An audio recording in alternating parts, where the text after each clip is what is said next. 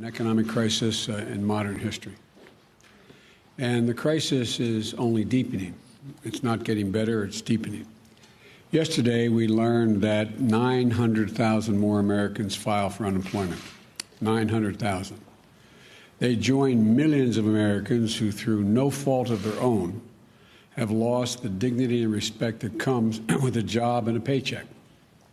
So many of them never thought they'd ever be out of work in the first place. And just like my dad did when he used to lie awake at night when I was a kid, staring at the ceiling, unable to sleep because he worried about whether or not he was about to lose his health care or whether we were going to have the money to pay the mortgage because of the economic circumstance he was in. And now a lot of these folks are facing eviction, are waiting hours in their cars, literally hours in their cars, waiting to be able to feed their children as they drive up to a food bank.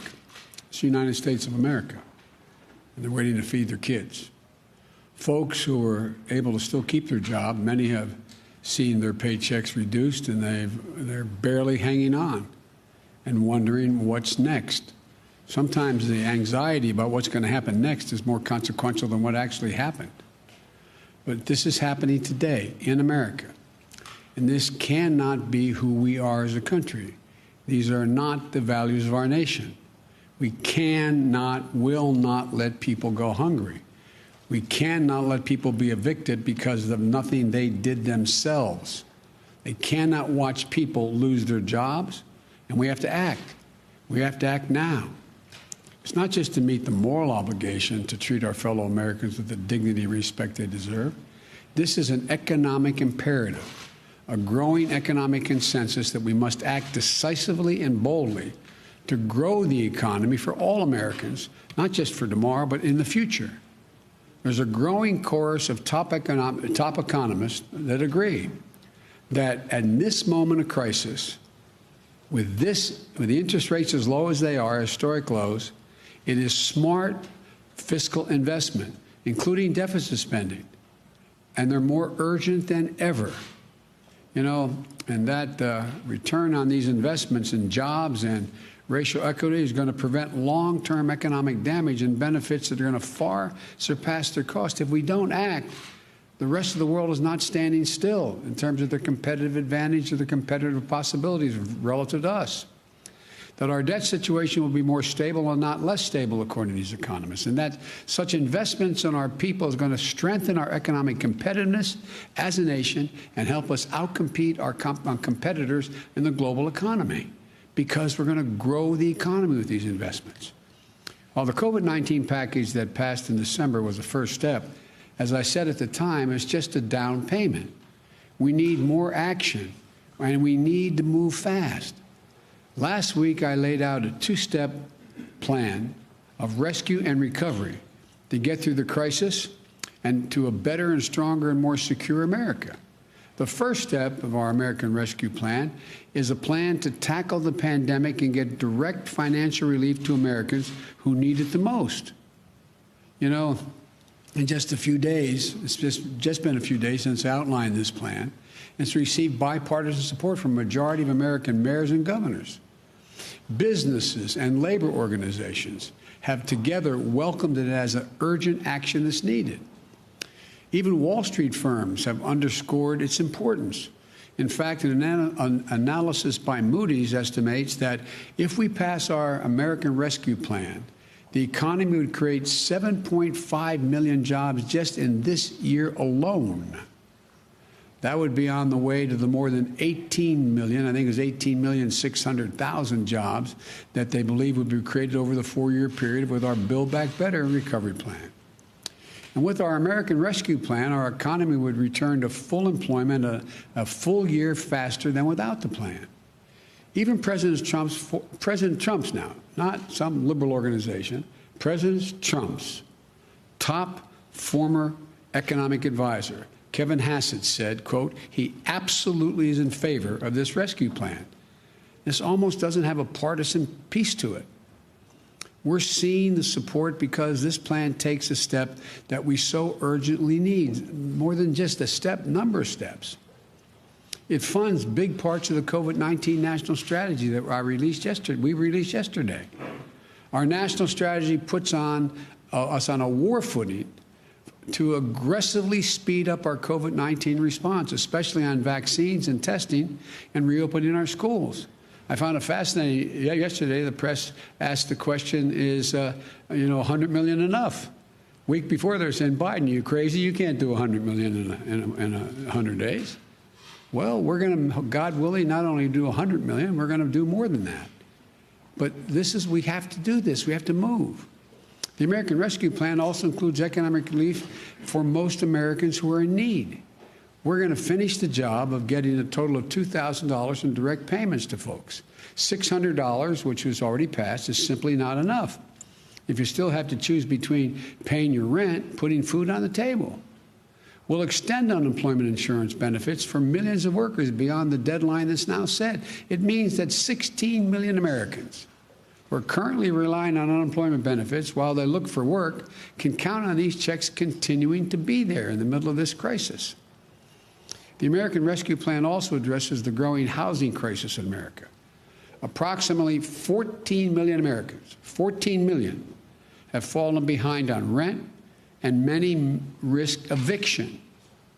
If we fail to act, there will be a wave of evictions and foreclosures in the coming months as this pandemic rages on, because there's nothing we can do to change the trajectory of the pandemic in the next several months. So look, this would overwhelm emergency shelters, increase COVID-19 infections as people have nowhere to go and can't socially distance. The American Rescue Plan asks Congress to provide rental assistance for millions of hard-hit families and tenants. This will also be a bridge to economic recovery for countless mom and pop landlords who can't afford not to have the rent. But they can't wait. So on Inauguration Day, I directed my administration to extend nationwide restrictions on evictions and foreclosures. These crises are straining the budgets of states and cities and tribal communities that are forced to consider layoffs and service reductions among essential workers. Police officers, firefighters, first responders, nurses, they're all at the risk of losing their jobs. Over the last year, more than 600,000 educators have lost their jobs in cities and towns. The American Rescue Plan will provide emergency funding to keep these essential workers on the job and maintain essential services. Look, it will also help small businesses that are the engines of our economic growth. When you say small business, most people think the major corporate entities are the ones that hire everybody. These small businesses are the glues that hold, and they're important, but these small businesses that hold the community, the glue that hold these communities together. They are hurting badly, and they account for nearly half of the entire U.S. workforce, nearly half. Our rescue plan will provide flexible grants to help the hardest hit small businesses survive the pandemic, and low-cost capital to help entrepreneurs of all backgrounds create and maintain jobs, plus provide essential goods and services that communities so desperately depend on. Look, our recovery plan also calls for an increase in the minimum wage at least $15 an hour. No one in America should work 40 hours a week making below the poverty line. $15 gets people above the poverty line. We have so many millions of people working 40 hours a week, and some with 2 jobs, and they're still below the poverty line. Our plan includes access to affordable child care. That's going to enable parents, particularly women, to get back to work. Millions who are not working now because they don't have that care. All told, the American Rescue Plan would lift 12 million Americans out of poverty and cut child poverty in half. That's 5 million children lifted out of poverty. Our plan will reduce poverty in the black community by 1/3 and reduce poverty in the Hispanic community by almost 40%. I look forward to working with members of Congress of both parties to move quickly to get this American Rescue Plan to the American people. And then we can move with equal urgency and bipartisanship to the second step of our economic plan, to build back better, the recovery plan. It's a plan that's going to make historic investments in infrastructure, manufacturing, innovation, research and development, and clean energy, and so much more that's going to create millions more jobs, good-paying jobs, not minimum wage jobs.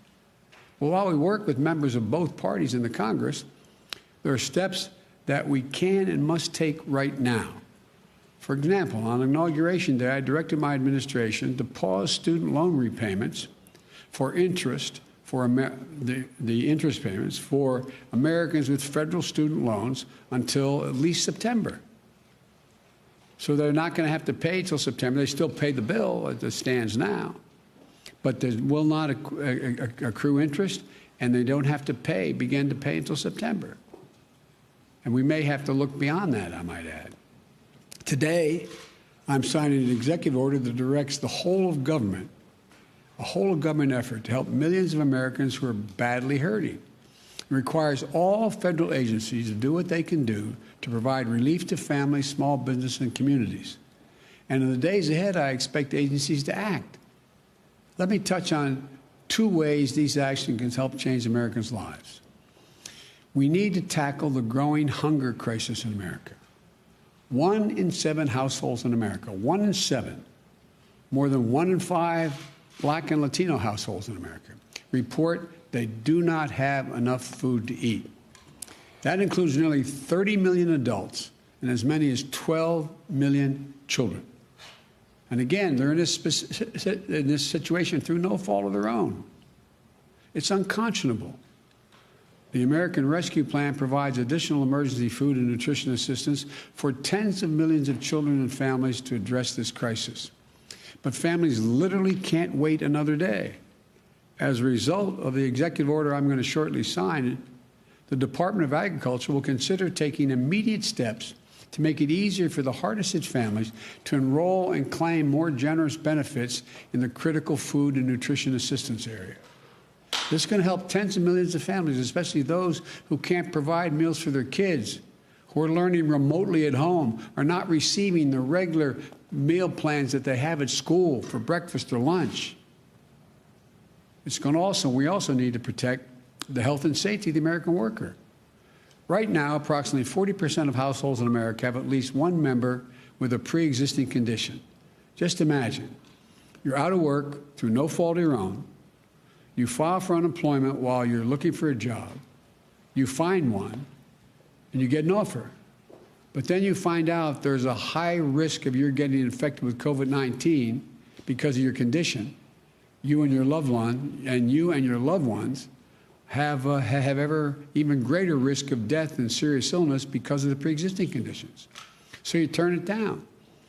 Right now, if you did that, you could be denied unemployment insurance because you're offered a job, you didn't take it. It's wrong. No one should have to choose between their livelihoods and their own health or the health of their loved ones in the middle of a deadly pandemic. Because of the executive order I'm about to sign, I expect the Department of Labor to guarantee the right to refuse employment that will jeopardize your health, and if you do so, you'll still be able to qualify for the insurance. That's a judgment the Labor Department will make. Look, there are just two consequential ways that the action I'm taking today will help people in need. Another way to help approximately 2 million veterans maintain their financial footing by pausing federal collections on overpayments and debts. Another makes sure that federal contractors who are receiving taxpayers' dollars provide their workers with the pay and benefits they deserve.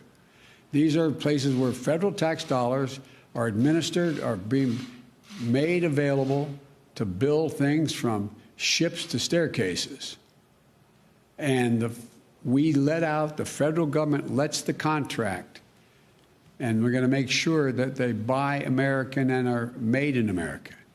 And here's another. Right now, there are up to 8 million people that are eligible for direct payments from the CARES Act and a relief bill passed in December. They're entitled to those payments, but there's not an easy way for those folks to access them. So we're making it a priority today to fix that problem and get them relief they're entitled to.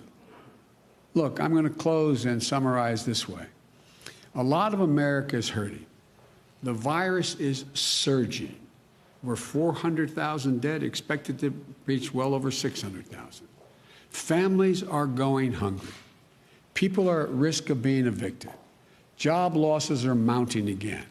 We need to act. No matter how you look at it, we need to act. If we act now, our economy will be stronger in both the short and long run. That's what economists left, right, and center are telling us. Both liberal and conservative will be better and stronger across the board. If we act now, we'll be better able to compete with the world. If we act now, we'll be better able to meet our moral obligations to one another as Americans. I don't believe the people of this country just want to stand by and watch their friends, their neighbors, coworkers, fellow Americans go hungry, lose their homes, or lose their sense of dignity and hope and respect. I don't believe that, especially in the middle of a pandemic that's so weakened and wreaked so much havoc and caused so much pain on America. That's not who we are. The bottom line is this: we're in a national emergency. We need to act like we're in a national emergency.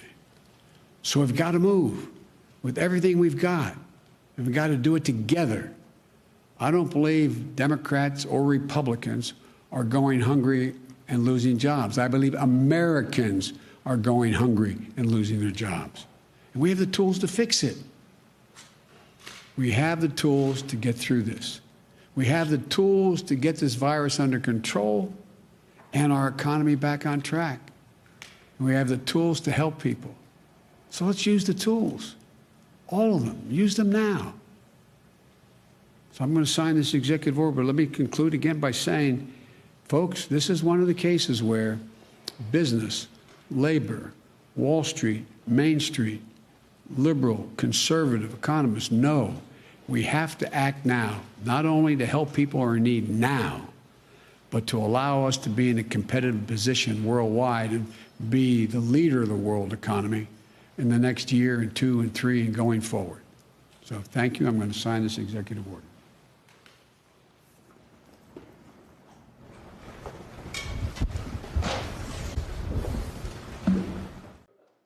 Shepard Smith here. Thanks for watching CNBC on YouTube.